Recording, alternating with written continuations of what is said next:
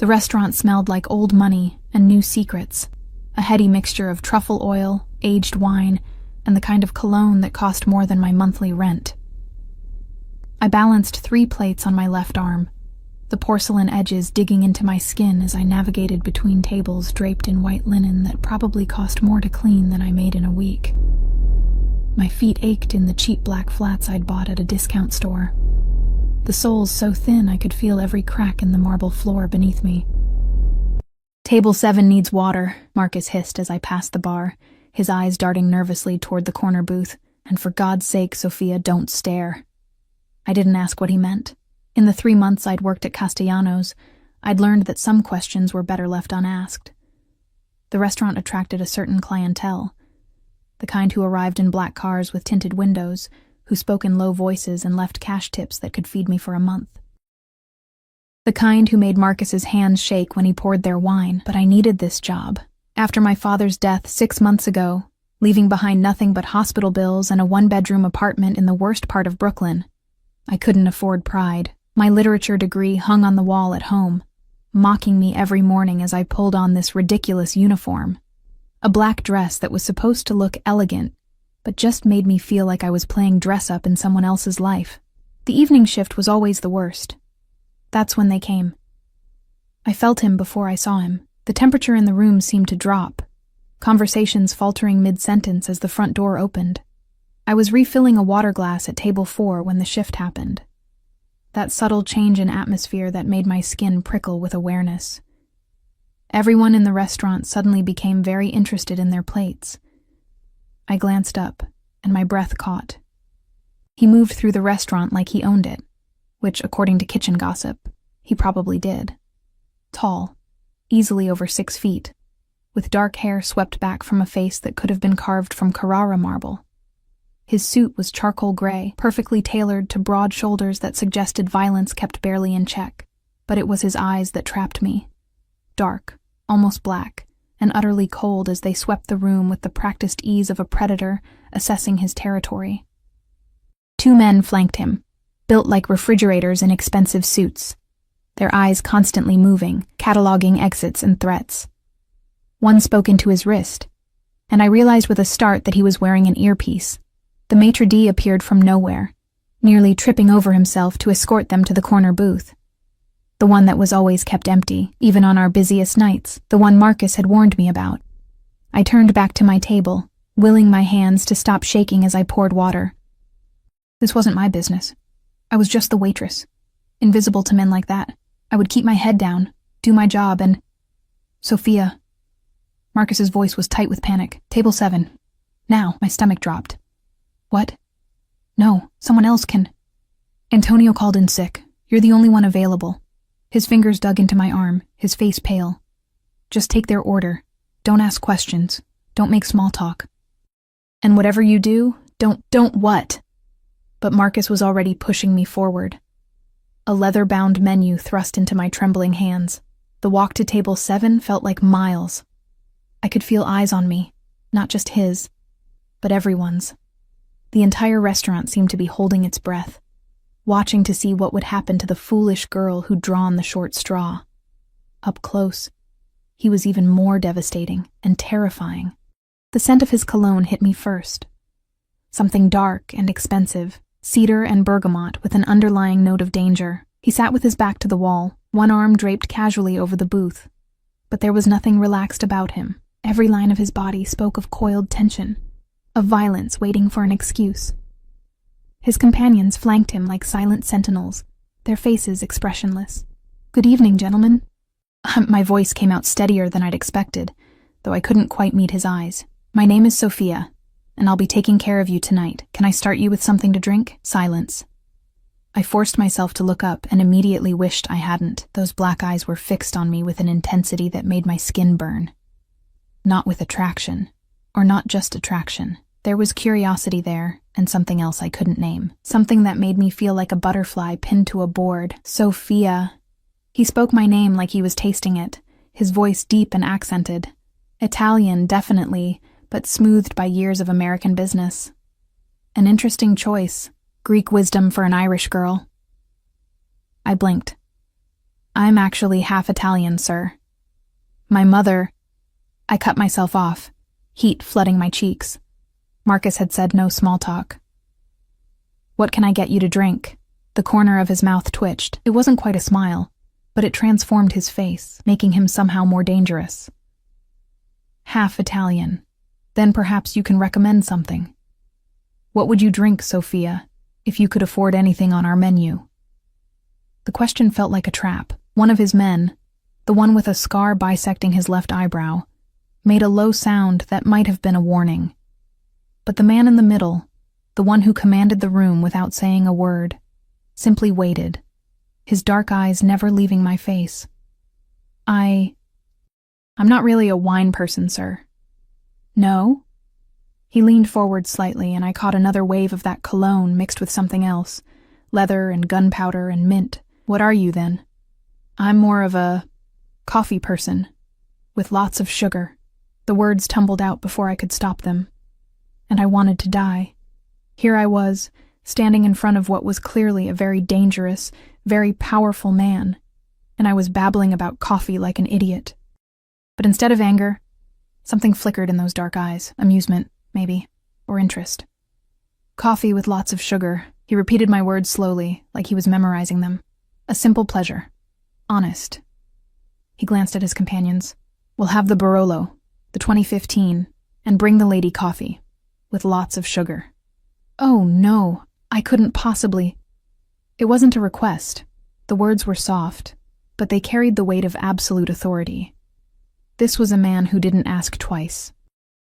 I nodded quickly, making a note on my pad with trembling fingers. Of course. And for your meal?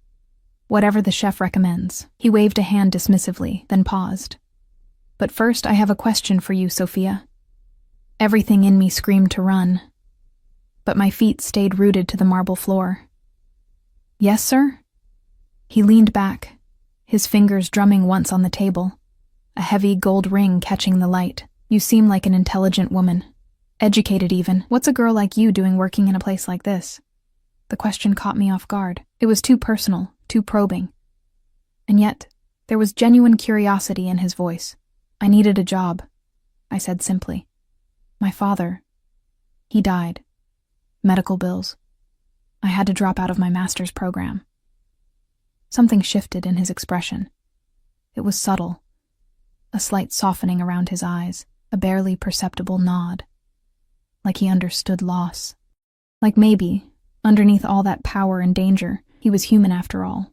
I'm sorry for your loss. The words were formal, but they sounded sincere. What were you studying? Literature. Victorian novels, specifically. I immediately felt foolish. What did a man like this care about dead British writers? But again, that flicker of interest. Stories of morality and society, good and evil. His smile was sharp. And what did those novels teach you, Sophia? About the world? That things are rarely as simple as they appear. I heard myself say. That the villains often think they're heroes. And that sometimes, the people we're told to fear are just trying to survive, like everyone else.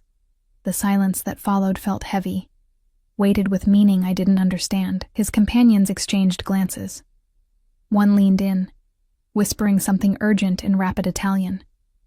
But the man at the center, the one who commanded gravity itself, simply stared at me with those fathomless dark eyes. An interesting perspective. He tilted his head slightly. Tell me something else, Sophia, since you seem to be a woman of unexpected wisdom. This was dangerous territory. Every instinct told me to excuse myself, to run back to the kitchen and hide. But there was something magnetic about him. Something that held me captive even as alarm bells rang in my head. What would you like to know, sir? He smiled then. A real smile that didn't reach his eyes. I'm a businessman. I invest in various enterprises. Let's say I have a competitor who's been making trouble, cutting into my territory, disrespecting agreements we've had in place for years. He spoke casually, like we were discussing the weather. What would you do in my position? How would you handle such a situation? Every server in the restaurant had gone still. I could feel their fear, thick and suffocating. This was a test. It had to be.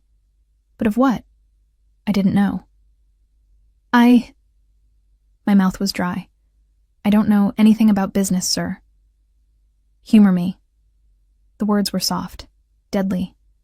My mind raced. What did he want to hear? What was the right answer that wouldn't get me, or worse, Marcus hurt? Then I thought of my father. He'd been a financial consultant before the cancer, had taught me about markets and risk assessment while I was growing up. Look at the fundamentals, Soph, he'd always said. Numbers don't lie.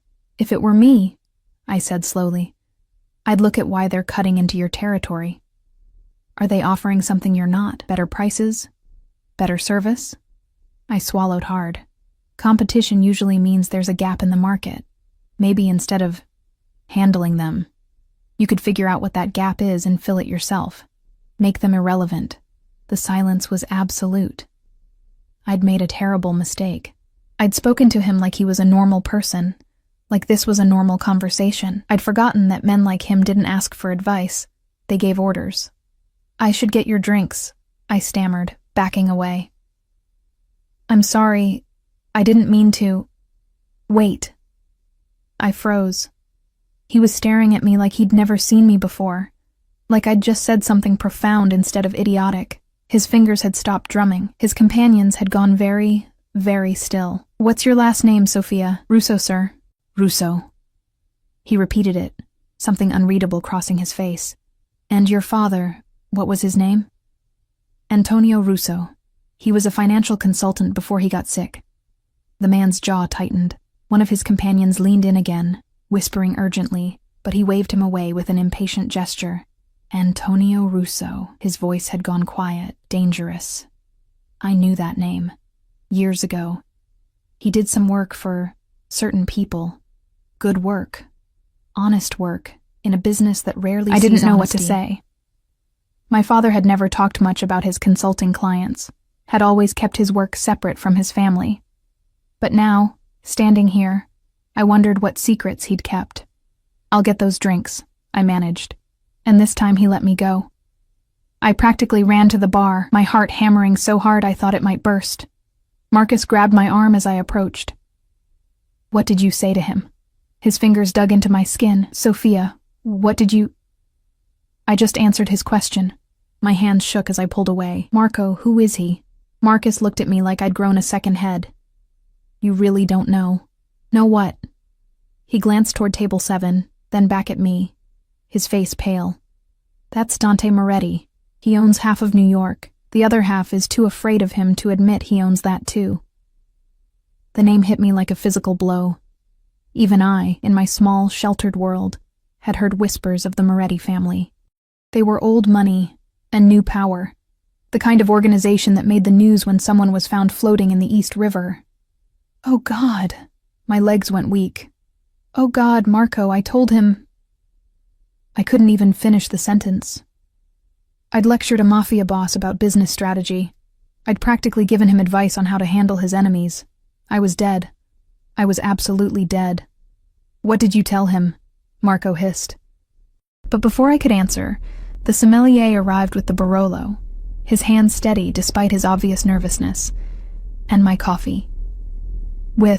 I noticed with a sick twist in my stomach, lots of sugar. I loaded everything onto a tray, my hands trembling so badly that liquid sloshed over the rim of one wineglass. I used a napkin to wipe it clean, took a deep breath, and walked back to table 7. As I approached, I caught the tail end of a heated discussion in Italian. Dante Moretti's voice was low and firm, his companions clearly arguing against something. But when I arrived, silence fell instantly. I set down the wine glasses with as much grace as I could muster, then placed the coffee in front of the empty seat across from Dante Moretti. I'm sorry, I said quietly. I assumed. You assumed correctly. He gestured to the seat. Sit. Every alarm bell in my head went off at once. Sir, I can't. I'm working. And my manager will not say a word. His eyes never left my face. Sit, Sophia Russo. I want to discuss your financial advice. This was wrong. Everything about this was wrong, but saying no to Dante Moretti wasn't an option. I slid into the booth, the leather cold against my legs, this close. I could see details I'd missed before, the slight silver at his temples, the thin white scar along his jaw. the way his hands, for all their elegance, bore the calluses of someone who knew violence intimately. "You said something interesting," he began, his voice conversational but his eyes sharp. "About finding the gap in the market. About making competition irrelevant rather than destroying it outright." I wrapped my hands around the coffee cup, grateful for something to hold on to. "It was just a thought. I don't know anything about your actual business." "No," he agreed. "You don't, but sometimes the clearest perspective comes from outside, from someone who isn't entrenched in traditional methods." One of his men cleared his throat. "Boss, perhaps this conversation should wait until—" Dante raised one finger, just one. But it was enough. The man fell silent immediately. "Tell me more about your father's work, Sophia." It wasn't a request. "There's not much to tell. He worked with small businesses, mostly. Restaurants, shops. Helped them manage their finances, streamline their operations." I took a sip of coffee, buying time. "He always said that every business, no matter how big or small, operates on the same basic principles. Supply and demand, risk and reward, trust and reputation." "Trust and reputation," Dante repeated softly. "Yes, those are crucial commodities in my world." He fell silent, studying me with an intensity that made my skin feel too tight. I forced myself to meet his gaze, to not look away like a frightened rabbit, even though everything in me screamed to run. "I'm going to make you an offer, Sophia Russo." My blood turned to ice. You need money. I need perspective. You have an education rotting away while you serve drinks to people who don't see you. I have resources that could help you finish that degree. In exchange, you work for me, consultant, advisor, whatever title makes you comfortable. I can't. The words burst out of me. "Mr. Moretti, I appreciate the offer, but I can't work for someone like you. I don't know anything about what you do, and I don't want to know. I just want to save enough money to go back to school and live in that one-bedroom apartment in Brownsville where the locks don't work and your neighbor deals drugs through a hole in the wall." I went very still. "How do you know where I live?" His smile was thin. "I know everything about everyone in my city, Sophia.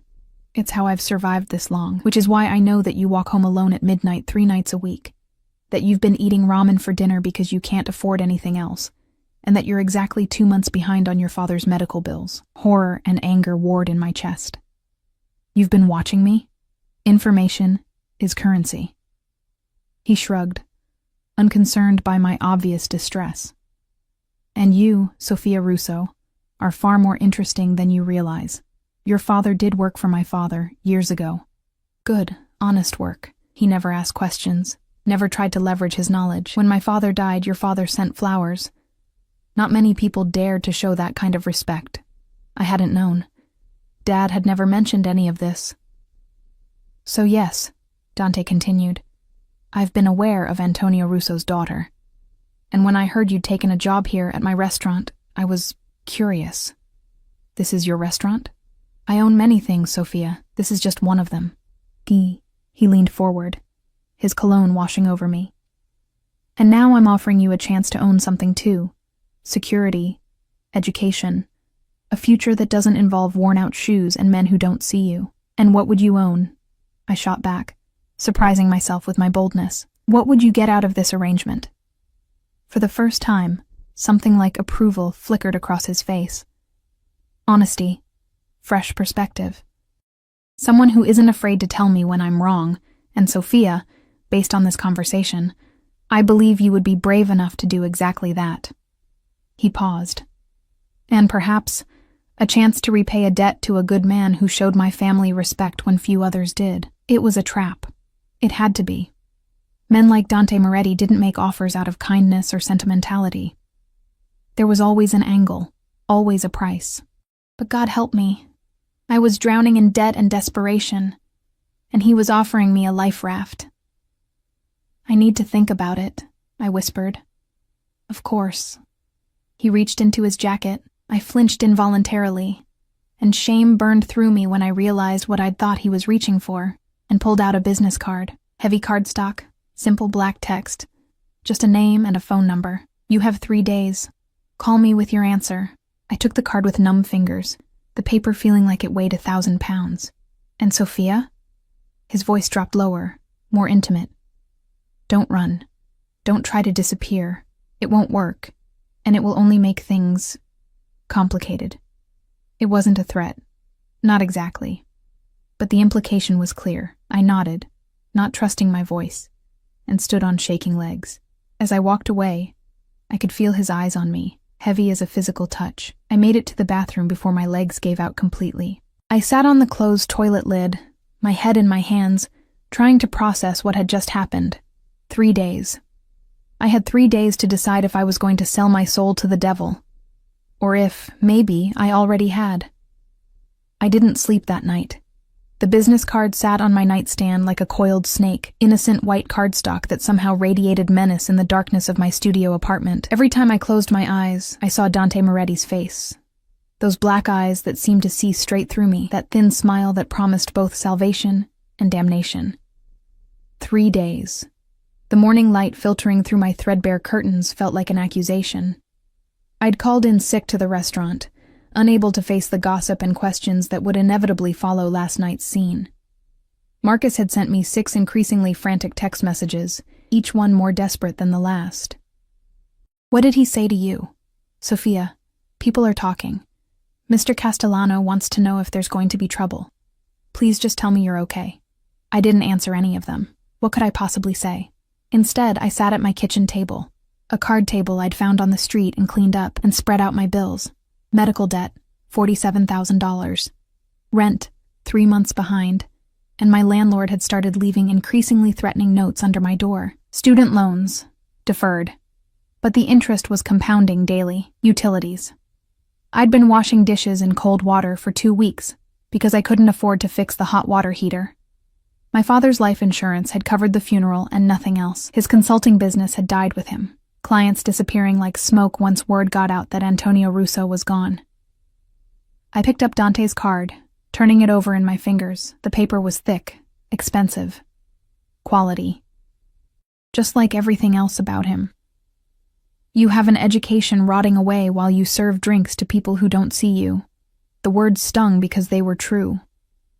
I'd worked so hard for my bachelor's degree, had been accepted into one of the best master's programs in the city. Victorian literature had been my passion, my escape from a childhood spent watching my mother drink herself to death, and my father work himself into an early grave. I'd wanted to teach, to share my love of stories with students who might need them the same way I had, to prove that a girl from Brownsville could make something of herself. Instead, I was serving overpriced pasta to people who looked through me like I was furniture. My phone buzzed. Another text from Marcus, then one from an unknown number. The offer stands. 2 days remaining. DM. My hands shook as I stared at the message. He'd texted me. Dante Moretti, alleged Mafia boss, had my personal cell phone number and was texting me like we were casual acquaintances. The casual arrogance of it should have made me angry. Instead, I felt something else. Something that scared me more than his power or his reputation. Curiosity. What would it be like to work for someone like him? To have access to resources I couldn't even imagine? To finish my degree? To not wake up every morning with the weight of impossible debt crushing my chest? And what would it cost you? A voice whispered in my head. What would he expect in return? I thought of the way he'd looked at me, not with lust. Or not only lust. There had been something else in those dark eyes. Assessment. Calculation. Like I was a puzzle he wanted to solve. You're interesting, he'd said. Far more interesting than you realize. I didn't feel interesting. I felt tired and scared and backed into a corner with no good options. My phone buzzed again. This time it was my landlord. Last warning, Russo. Pay up by Friday or you're out. Friday was in 4 days. I looked at Dante's card again, then at my bills, then at the water-stained ceiling of my apartment, where a brown patch had been growing steadily larger for months. With trembling fingers, I typed out a response to Dante's message. I need to know exactly what you're offering, and what you expect in return. The reply came almost instantly, like he'd been waiting. Lunch, tomorrow, 1 p.m. I'll send a car. I can take the subway. No. That single word carried the weight of absolute authority. This was a man who didn't negotiate on matters of safety or control. Where? I typed. The car will know. Of course it would. I spent the rest of the day in a haze of anxiety and second-guessing. What did one wear to lunch with a mafia boss? My wardrobe consisted of my work uniform, 2 pairs of jeans, and a handful of threadbare sweaters. Nothing remotely appropriate for whatever world Dante Moretti inhabited. In the end, I settled on my only pair of black slacks and a cream-colored blouse I'd bought for my graduate school interview. Professional but not trying too hard. The kind of outfit that said I'm taking this seriously without saying I'm trying to impress you. Though, who was I kidding? Everything about this situation was designed to impress upon me exactly how much power he held and how little I had. The next morning, I stood in front of my bathroom mirror, applying makeup with shaking hands. I looked pale, shadows under my eyes from another sleepless night. My dark hair hung limp around my shoulders, and no amount of concealer could hide the stress written across my face. You don't have to do this, I told my reflection. You can still walk away, but could I? His words echoed in my memory. Don't run. Don't try to disappear. It won't work. At 12:45 p.m., a black Mercedes pulled up in front of my building. Sleek, expensive, with windows tinted so dark I couldn't see inside. A man in a black suit emerged from the driver's side. Tall, broad-shouldered, with a scar running down the left side of his face. He opened the back door and stood waiting, his expression neutral, but his eyes constantly scanning the street. My neighbors were watching. Mrs. Chen from 3B had her face pressed against her window. The kids who usually played basketball in the street had stopped their game, staring openly at the car that screamed money and danger. I took a deep breath and walked toward the Mercedes, my cheap shoes clicking against the pavement. The driver nodded once as I approached, but didn't speak. The interior of the car was like stepping into another world. Leather seats that probably cost more than my monthly rent, the scent of expensive cologne and new car smell. Classical music played softly from hidden speakers. As the door closed behind me, sealing me in, I felt the weight of my decision settle over my shoulders like a shroud. We drove through the city in silence. The driver, presumably one of Dante's security team, kept his eyes on the road, his movements precise and professional. Occasionally, he spoke into an earpiece in Italian, his tone clipped and efficient. I watched the streets change as we left Brooklyn behind, crossing into Manhattan, moving uptown into neighborhoods I'd only ever seen in movies. The buildings grew taller, the people better dressed, the very air seeming to shimmer with wealth and power. Finally, we pulled up in front of a restaurant I recognized from the society pages. Il Giardino Segreto, the secret garden. You couldn't get a reservation there unless you knew someone, and knowing someone meant having the kind of connections that came with old money or dangerous friends. Or both. The driver opened my door, and I stepped out onto the sidewalk, feeling completely out of place in my discount store clothes. But before I could spiral into self-consciousness, another man appeared. Older, distinguished, in a perfectly tailored suit. "Miss Russo," he said with a slight Italian accent. "Mr. Moretti is expecting you. Please, follow me." The restaurant was beautiful in the way that only truly expensive things can be. Understated elegance that whispered rather than shouted its worth. Fresh flowers on every table, artwork that looked original, waiters who moved like dancers. We bypassed the main dining room entirely, moving through a door marked "Private" and down a hallway lined with photographs of Italy, the Amalfi Coast, Tuscan vineyards, Roman architecture at sunset. At the end of the hall was another door. The man knocked twice, then opened it without waiting for a response. The private dining room beyond was intimate, with space for perhaps 6 people maximum, but only one table was set, positioned near floor-to-ceiling windows that overlooked a small garden, a genuine secret garden in the heart of Manhattan. And at that table sat Dante Moretti. He stood as I entered, and I was struck again by his presence. In the restaurant 2 nights ago, surrounded by his men and the trappings of power, he'd been intimidating. Here, in the soft afternoon light, he was something else entirely, dangerous, magnetic, and far too handsome for my peace of mind. "Sophia." He gestured to the chair across from him. "Thank you for coming. Did I have a choice?" The words slipped out before I could stop them, sharp and defensive. His lips curved into that almost smile. "You always have a choice," though I admit some choices are easier than others. I sat, hyper-aware of his eyes following my every movement. A waiter appeared instantly, pouring water and wine without being asked, then disappearing just as quickly. "I took the liberty of ordering for us," Dante said, his tone making it clear this wasn't an apology. "The chef here is Sicilian. He makes pasta the way my grandmother used to." "You had a grandmother who cooked?" I couldn't help the surprise in my voice. His expression shifted, something almost fond crossing his features. "Everyone has a grandmother, Sophia. Even men like me." He paused, then added quietly, "She died when I was 12, insisted on cooking Sunday dinner until the very end, even when she could barely stand." The glimpse of humanity caught me off guard. It was easier to think of him as a monster, as something other than human, but this memory of a grandmother who cooked even when dying, was devastatingly human. "I'm sorry," I said, and meant it. "Don't be. She lived well and died surrounded by family. There are worse endings." His eyes locked with mine. "Your father wasn't so lucky." The change in topic was deliberate, I realized. A reminder of why I was here, of what connected us beyond this strange negotiation. "No," I agreed quietly. "He died alone in a hospital room at 3 a.m. I was at work. I didn't make it in time." Dante's jaw tightened almost imperceptibly. "I read the report. Pancreatic cancer. Stage 4 by the time they caught it." "You read a report about my father's death?" The words came out sharper than intended, anger flaring hot in my chest. "I read reports about everything that concerns me. Your father's work for my family made him, and by extension you, a matter of concern." He leaned forward slightly. "But if you're asking whether I had someone dig into your personal tragedy for leverage, the answer is no. I already knew.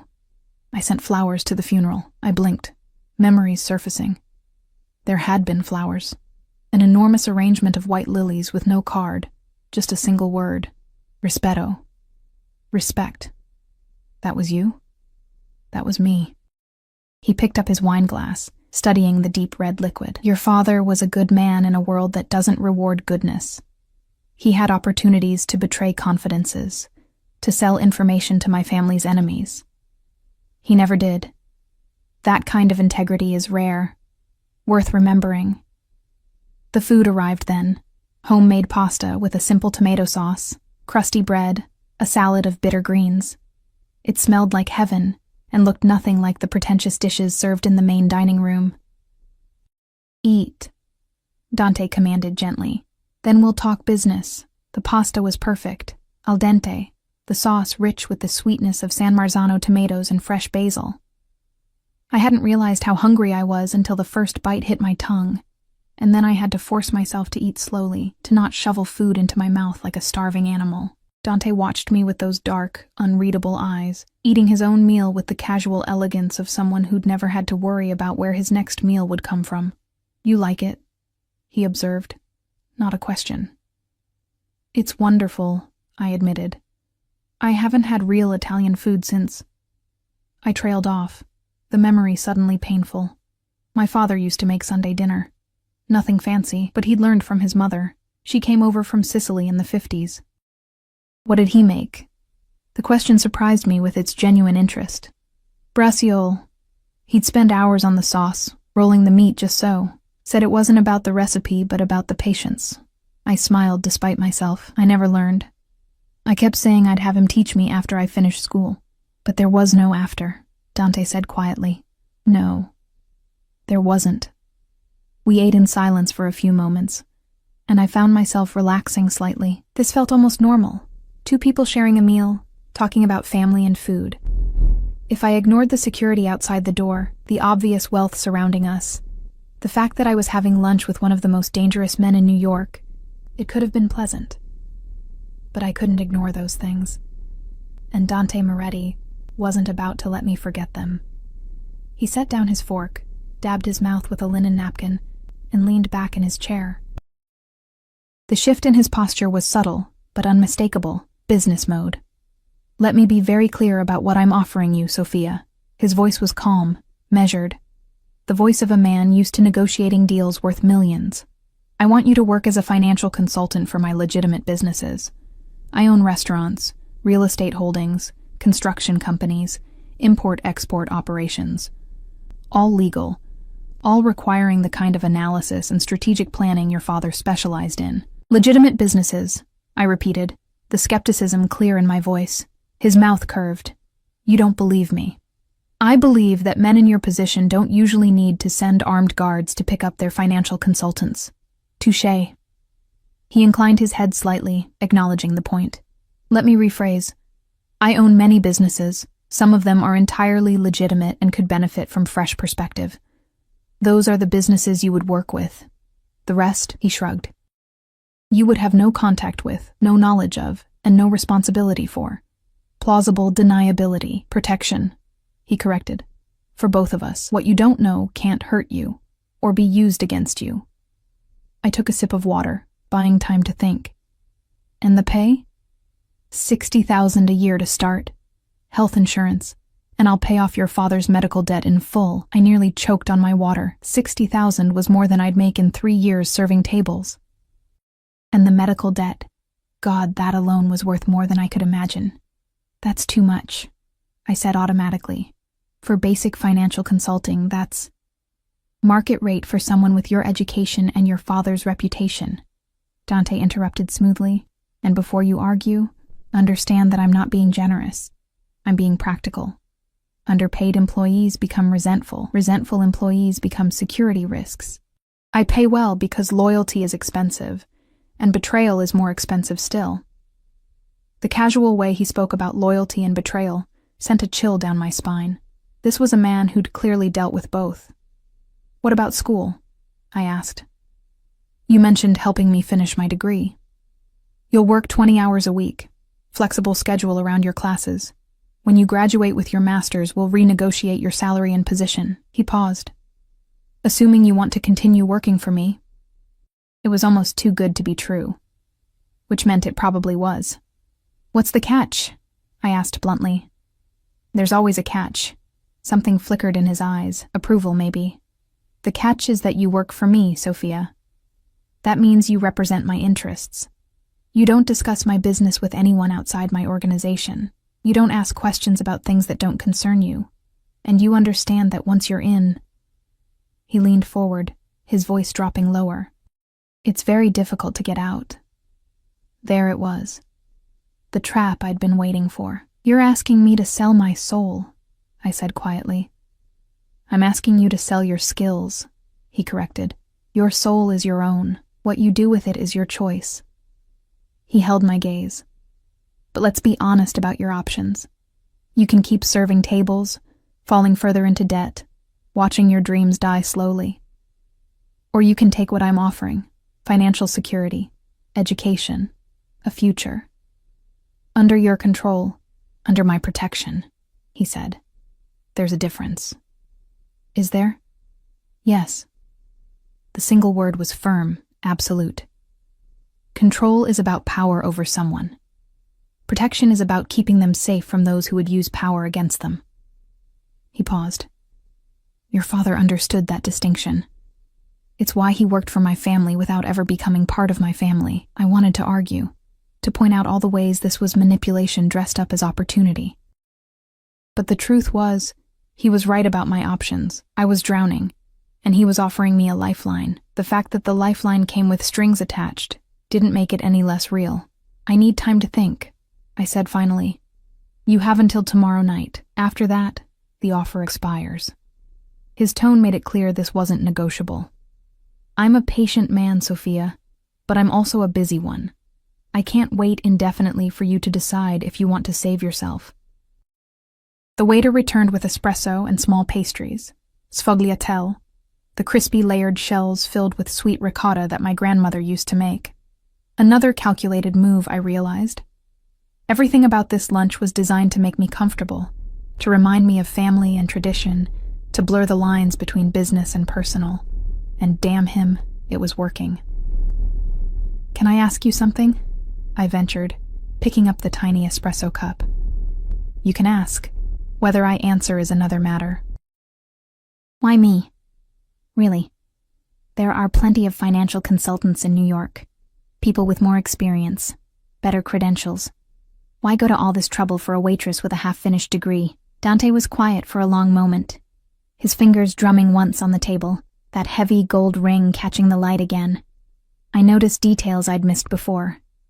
The ring bore an engraved crest, old and worn with time. Because everyone else lies to me, he said finally, his voice low. They tell me what they think I want to hear. They're afraid. And fear makes people stupid. He met my eyes. But you, when I asked you about my competition problem, you didn't try to flatter me or agree with whatever violent solution you thought I wanted. You gave me an honest answer, a smart answer. That's rare. Valuable. So this is about ego? You want someone who'll tell you the truth? His smile was sharp. This is about survival. An organization that only hears yes becomes blind. Blind organizations die. He leaned back. Your father told my father no once. Did you know that?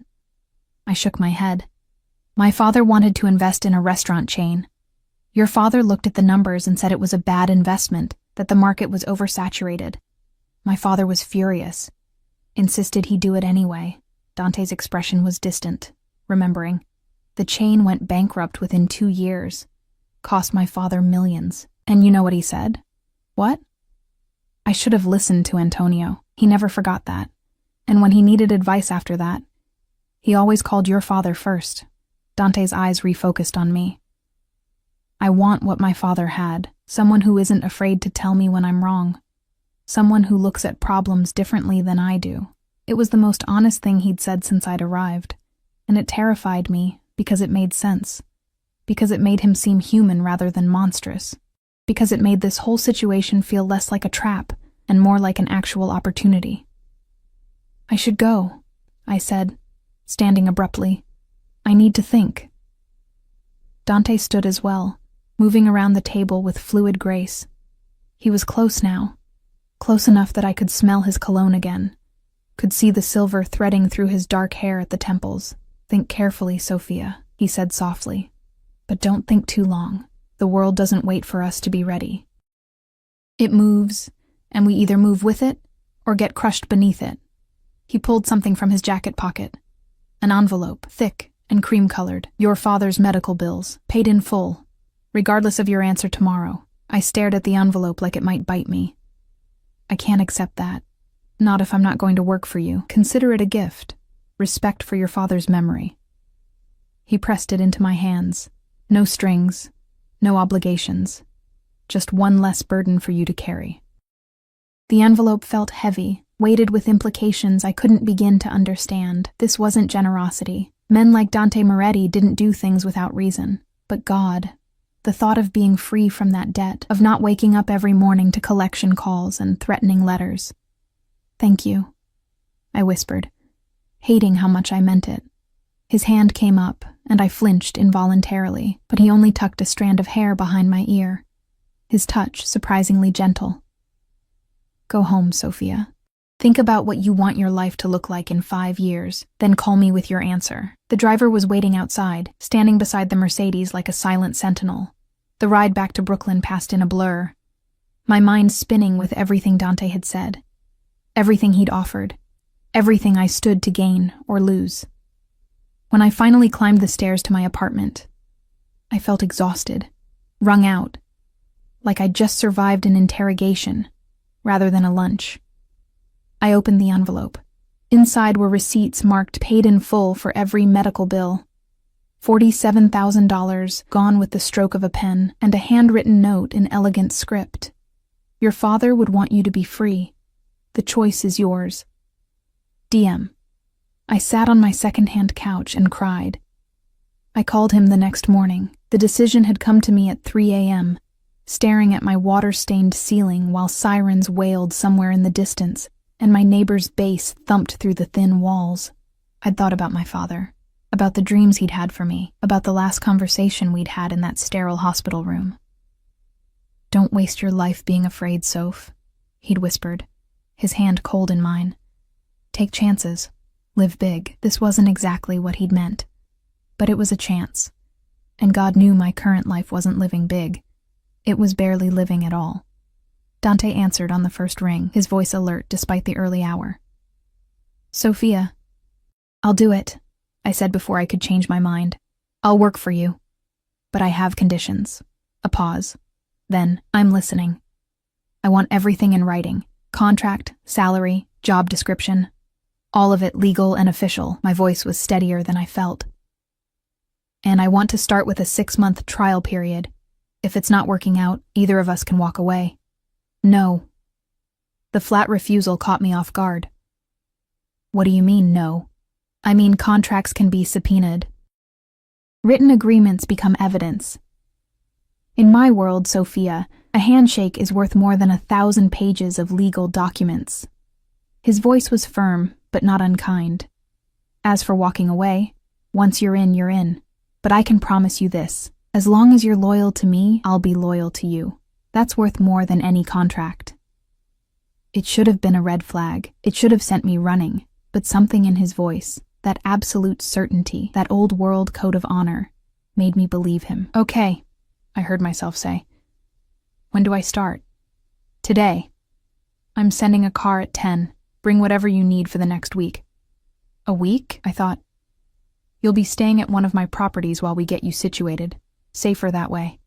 Before I could protest, he added, separate quarters, full privacy. But I need you close while you're learning the business. Every instinct screamed that this was moving too fast, that I was losing control of the situation. But what control had I ever really had? Fine. 10 o'clock. Sophia? His voice softened slightly. You made the right choice. I wasn't sure about that.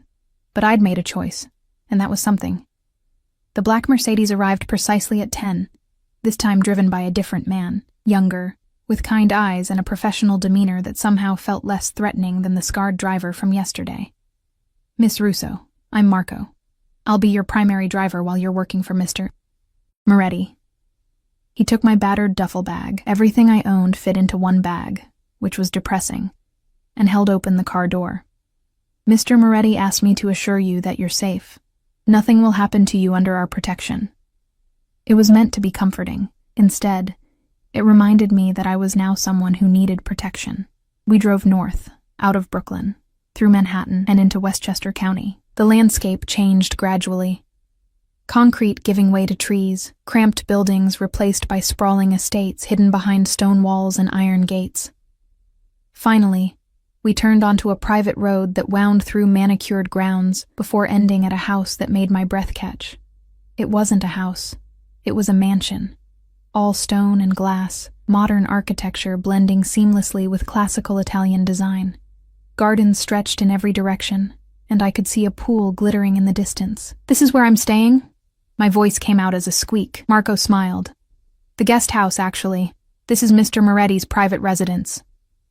Of course it was.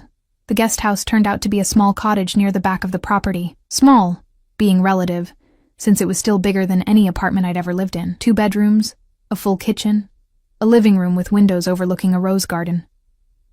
Mr. Moretti will send for you this afternoon, Marco said, setting my bag inside. Make yourself comfortable. If you need anything, there's a phone in the kitchen. Just dial 0. Then I was alone. I spent the next hour exploring the space, running my fingers over furniture that was worth more than everything I'd ever owned combined. The bathroom had a tub big enough to swim in, heated floors, and about a dozen towels so soft they felt like clouds. The closet held clothes, my size exactly. I pulled out a simple black dress, well made but professional. Then a pair of slacks and several blouses, all expensive, all perfect, all somehow exactly my style. He'd planned this. Down to the last detail, Dante Moretti had planned my life. The thought should have terrified me. Instead, I felt something else. A strange mixture of relief and resentment. Relief that someone was taking care of things, making decisions. Resentment that I'd given up the right to make those decisions myself. At 2 o'clock, Marco returned to escort me to the main house. If the exterior was impressive, the interior was breathtaking. Marble floors, vaulted ceilings, artwork that looked like it belonged in museums. But despite the obvious wealth, there was a warmth to the space. Family photographs on the mantel, fresh flowers in every room, signs of actual life rather than just expensive decoration. Marco led me to a study on the second floor, knocked twice, and opened the door. Dante sat behind a massive mahogany desk. Surrounded by computer monitors and stacks of files, he'd shed his suit jacket, working in shirt sleeves that revealed forearms corded with muscle. Reading glasses perched on his nose, making him look almost scholarly. He glanced up as I entered, and something shifted in his expression. Not quite a smile, but close. "Sophia. Good, sit." He gestured to a chair across from his desk, then turned to Marco. "We're not to be disturbed. Station yourself outside." Marco nodded and left, closing the door behind him. I sat, hyper-aware of how out of place I looked in this room full of expensive things and dangerous secrets. Dante removed his glasses, setting them aside, and studied me for a long moment. "How are you settling in? The cottage is beautiful. The clothes were necessary. You'll be meeting with my business associates, attending meetings. You need to look the part." He said it matter-of-factly, without judgment. "Consider it a uniform, a very expensive uniform. I take care of what's mine, Sophia." The possessive language wasn't lost on me, but before I could react, he continued. "Now, let's discuss what you'll actually be doing." He spent the next 2 hours walking me through his legitimate businesses, and there were more than I'd expected. Restaurants throughout the tri-state area, a construction company that specialized in historic renovations, import businesses bringing in Italian wines and olive oil, several real estate holdings. "The construction company is losing money," he said, pulling up spreadsheets on one monitor. "Has been for 6 months. My accountant says it's normal market fluctuation, but my instinct says something's wrong." I leaned forward, studying the numbers. Even with my limited experience, I could see the problem. Your materials costs have increased 40%, but your billing hasn't changed proportionally. Someone's either stealing from you, or you have a supplier charging inflated prices. Dante's eyes narrowed. "Explain." I pulled the keyboard toward me, highlighting rows of data. "See here? Same materials, same quantities, but the cost jumped significantly starting in March. Either your supplier raised prices and didn't tell you, or someone's skimming money by inflating invoices." "Who's the supplier?" I clicked through to another sheet. "Lombardi Building Materials." Something dangerous flashed across Dante's face. "Lombardi." The name came out like a curse. "Paolo Lombardi runs that company. He's been a business partner for 15 years. Then either he's cheating you, or someone in his organization is." I met his eyes. "This is what you wanted, right? Honest analysis." For a moment, I thought I'd overstepped. His jaw was tight, his hands fisted on the desk. Then he exhaled slowly and nodded. "Yes, this is exactly what I wanted." He stood, pacing to the window. "Paolo and I grew up together. Our fathers did business. I trusted him. Maybe you still can. Maybe he doesn't know." I tried to keep my voice neutral, "But you need to find out." He turned back to me, and the look in his eyes made my breath catch. It wasn't anger. It was something more complex, respect mixed with something darker, something almost predatory. "You're good at this," he said quietly. "Better than you realize. I just read numbers. My father taught me."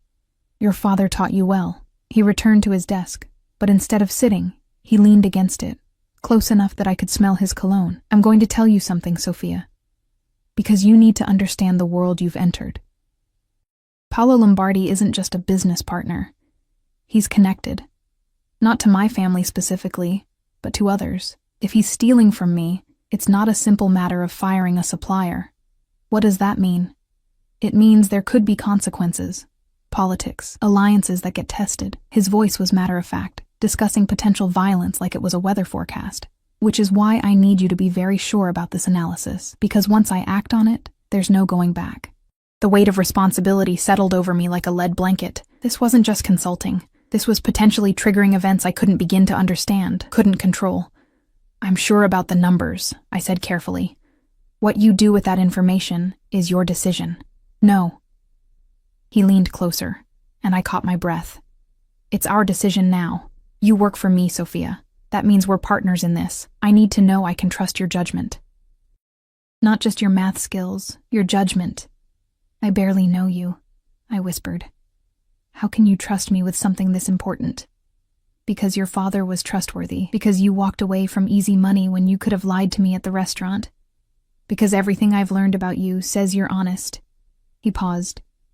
And because sometimes you have to take a leap of faith.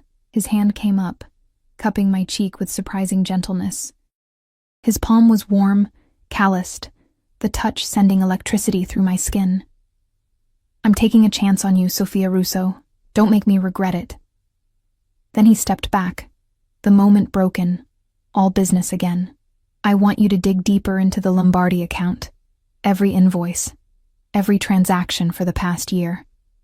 Find me proof of exactly what's happening and who's responsible. And then, his smile was cold, then I'll handle it. That's my job, not yours. I spent the rest of the afternoon buried in financial records, building a timeline of the theft. Because it was theft, I was certain now.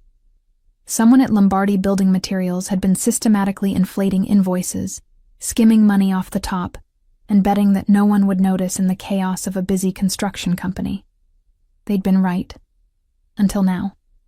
By the time Marco came to escort me back to the cottage, I had a file 3 inches thick documenting the fraud, nearly $100,000 over 6 months. Dante took the file without comment, his expression unreadable. Get some rest, he said. Tomorrow, we're going to Lombardi's office. You're coming with me. Why? You have the evidence. Because I want Paolo to see who found him out. I want him to know that his old friend Dante now has someone smart enough to catch him. His eyes glittered dangerously, and I want you to see what happens when people betray my trust. It was a warning and a lesson all in one. That night, alone in the cottage, I lay awake wondering what I'd gotten myself into. The drive to Lombardi Building Materials felt like a funeral procession. 2 black SUVs flanked our Mercedes, all 3 vehicles moving in perfect formation through morning traffic. Dante sat beside me in the back seat, his presence filling the space with barely contained tension. He'd said nothing since we'd left the estate, his silence more terrifying than any threat. I clutched the file folder in my lap, my palms sweating, despite the car's climate control. When we get there, Dante said suddenly, his voice cutting through the quiet, you'll present your findings, calmly, professionally. No matter what happens, you keep your composure. What's going to happen? His jaw tightened. That depends on Paolo. The building supply company was housed in a warehouse in Queens, a sprawling complex of loading docks and storage facilities. We pulled up to the main office, and I noticed immediately that the parking lot had cleared. The workers who should have been loading trucks had vanished. They'd been warned we were coming. Dante's security moved first, sweeping the building before signaling the all clear. Only then did Dante help me out of the car, his hand firm on my elbow. Stay close, he murmured. And remember, you're under my protection. No one will touch you. Paolo Lombardi waited in his office, a heavy-set man in his 60s with silver hair and expensive clothes that couldn't hide the nervousness in his eyes. He stood as we entered, his smile strained. Dante, my friend, this is unexpected. If you'd called ahead, we're not friends anymore, Paolo. Dante's voice was ice. Sit down. The older man's face paled, but he obeyed, sinking into his chair like his legs had given out. Dante gestured to me. This is Sophia Russo. She's been reviewing my company's finances. Sophia, please share what you found. My mouth was dry, but I opened the folder with steady hands. Over the past 6 months, invoices from Lombardi Building Materials to Moretti Construction have shown a 40% increase in material costs. However, market prices for those same materials have remained stable. I laid out spreadsheets on Paolo's desk, my finger tracing the highlighted rows. Someone has been adding unauthorized charges to each invoice. The total theft amounts to approximately $97,000. Paolo's eyes widened. Theft? Dante, I would never. I'm not finished. I pulled out another document. The fraudulent charges all trace back to a single account manager, Vincent Calabresi. He's been processing the invoices and presumably pocketing the difference. For a moment, there was absolute silence. Then Paolo's face crumpled. Vincent. Dio mio, Vincent is my nephew, my sister's boy. He looked at Dante with desperate eyes. I didn't know. I swear on my mother's grave I didn't know. Dante said nothing, his expression carved from stone. Please, Dante. We grew up together. Our fathers are dead, Paolo, and they'd be ashamed of what's happened here. Dante leaned forward, his voice deadly quiet. You let family steal from me. Whether you knew or not, that's a failure of leadership, of loyalty. I'll pay back every penny. I'll fire Vincent. You'll do more than that. Dante straightened. Vincent will return the money within 48 hours. All of it, plus 50% interest. And he'll leave New York. Permanently. If I see him in my city again, there will be consequences. Paolo nodded frantically. Yes, of course, I'll make sure. I'm not finished. The steel in Dante's voice made everyone in the room flinch. For the next year, you'll reduce your prices to me by 20%. Call it restitution for my time and trouble. After that, we'll renegotiate our arrangement based on whether you've proven yourself trustworthy again. It was a punishment, but also mercy. Paolo seemed to recognize that, relief washing over his features. Thank you, Dante. Thank you. I won't let you down again. Dante turned to leave, then paused. And Paolo, if I find out you knew about this and lied to me today, you won't get a second chance. Am I clear? Crystal clear. I swear. I had no idea. Outside, I gulped in fresh air, my hands trembling with the aftermath of adrenaline. I'd expected violence, or at least the threat of it. Instead, I'd witnessed something more complex. Justice, certainly, but also pragmatism. Dante had protected his interests without destroying a decades-long relationship. You handled that well, Dante said as we drove away. No hesitation, no fear. I was terrified, I admitted. Good. Fear keeps you sharp. He glanced at me. But you didn't let it control you. That's the difference between surviving in this world and drowning in it. Over the next 3 months, I settled into a routine I never could have imagined. My days were split between classes. I'd re-enrolled in my graduate program and work for Dante's organization. I analyzed financial reports, identified inefficiencies, proposed strategies for expansion and consolidation. And slowly, terrifyingly, I became good at it. Dante was a demanding boss, but a fair one. He listened to my recommendations, challenged my assumptions, pushed me to think strategically rather than just analytically. Our meetings evolved from tense confrontations to genuine collaborations. But there was something else happening too. Something I tried desperately to ignore, the way his eyes followed me when I entered a room. The unnecessary touches, a hand on the small of my back, fingers brushing mine when passing documents, the conversations that stretched late into the evening, moving from business to personal, from professional to intimate. I told myself it was nothing. He was my boss. This was just a job.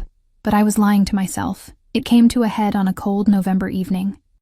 I'd been working late in his study, finishing an analysis of a potential restaurant acquisition. Dante had been on the phone, speaking rapid Italian to someone in Sicily, his voice rising and falling with intensity. When he finally hung up, the silence felt heavy. You should eat something, he said, loosening his tie. You've been working for 6 hours straight. I'm almost done. Sophia. He crossed to where I sat, pulling my chair away from the desk with gentle force. When was the last time you had a real meal? Not coffee and whatever Marco brought you. I couldn't remember. I'm fine. You're exhausted. His hands settled on my shoulders, and I felt the warmth of them through my blouse. You push yourself too hard, says the man who works 18-hour days. His laugh was low, rumbling through his chest. Fair point. But his hands didn't move. Instead, his thumbs began tracing small circles against my shoulders, working at the knots of tension there. I should have moved away, should have maintained professional boundaries. But God, it felt too good, and I was so tired of being strong, of being careful. Dante, I whispered. A warning or a plea, I wasn't sure which. I know. His voice was rough. I know this is complicated. I know I'm your boss. I know there's a power imbalance that makes this impossible. Then why? Because I can't stop thinking about you. The confession came out harsh, almost angry. Since that first night in the restaurant, when you looked at me like I was just a man asking a question instead of something to fear, you've been in my head, Sophia, distracting me, making me question things I've always been certain about. My heart hammered against my ribs. What things? His hand slid from my shoulders to my arms, turning my chair so I faced him. He crouched down, putting us at eye level, his dark eyes burning with intensity. Whether power is enough. Whether I want to spend the rest of my life alone in this house, surrounded by people who fear me rather than know me. He reached up, cupping my face with both hands. Whether maybe, just maybe, your father sent you to me for a reason. My father's dead, I whispered. I know. But if he were alive, if he could see you now, would he be proud? Or would he hate me for bringing you into this world? The question caught me off guard with its vulnerability. This was Dante Moretti stripped of his armor, asking for something he'd probably never asked for before. Forgiveness, permission, understanding. He'd be proud, I said truthfully. He always said I was stronger than I believed, that I just needed someone to see it in me. I covered his hands with mine. You see it. Even when I don't. I see everything about you, Sophia. Your strength, your intelligence, the way you bite your lip when you're concentrating, the way you argue with me when you think I'm wrong, the way you've transformed from that scared girl in the restaurant into someone formidable. I'm still scared, I admitted. Good. So am I. He leaned closer, his forehead resting against mine. This terrifies me, what I feel for you, what it means, the vulnerability. Then maybe we shouldn't. Too late. His lips brushed mine, soft and tentative. I'm already in too deep. The kiss was nothing like I'd imagined.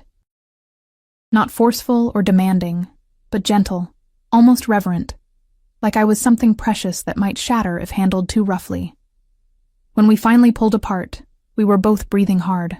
This changes everything, I said. I know. Your organization, the people who work for you, they'll see it as weakness. Let them try. The steel returned to his voice. You're mine to protect now, Sophia. Mine to care for. And anyone who has a problem with that will answer to me. The possessiveness should have bothered me. A year ago, it would have sent me running. But I understood now what he meant. In Dante's world, protection and possession were intertwined. To claim me was to shield me from harm. What happens now? I asked. Now? His smile was almost boyish. Now I take you to dinner. A real date, not a business meeting. And we figure out how to navigate this like two adults who actually like each other. I'm still your employee.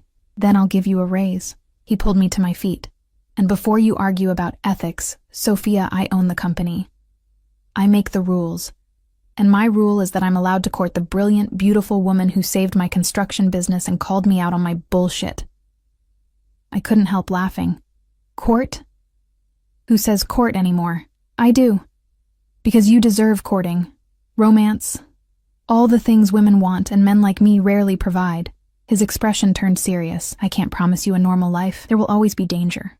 Always be complications. But I can promise you honesty, loyalty. Everything I have. Everything I am. It's yours if you want it. It was the most honest proposal. Of what? I wasn't sure yet. I'd ever heard. Okay, I whispered. Okay, take me to dinner, Dante Moretti. Let's see where this goes. His smile could have lit up the entire city. 6 months later, I defended my master's thesis on Victorian literature's influence on modern romance narratives. Dante sat in the back row, looking completely out of place in his expensive suit among the academics and students, but refusing to miss it.